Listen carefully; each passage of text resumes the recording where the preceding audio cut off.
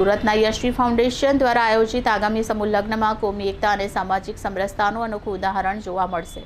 પિતા વિહોણી મુસ્લિમ યુવતી ફરહા વડગામમાં હિન્દુ યુવક મોહિત સાથે હિન્દુ ધર્મની શાસ્ત્રોક્ત વિધિ અનુસાર લગ્ન ગ્રંથિથી જોડાશે।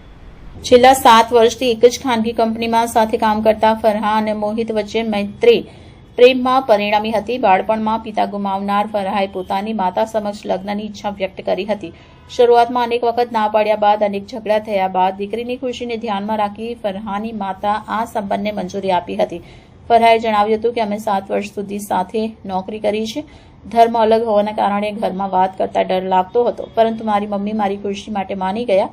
બંને પરિવારની સહમતિથી અમે આ લગ્ન કરી રહ્યા છીએ। મારા માટે બધું જ મારી મમ્મી છે, તેઓ માની ગયા એટલે મને કોઈ ચિંતા નથી। ફરહાની માતાએ પણ દીકરીની પસંદગીને સન્માન આપતા કહ્યું કે ઘણા ઝઘડા થયા પણ હવે દીકરીની પસંદ જ મારી પસંદ છે।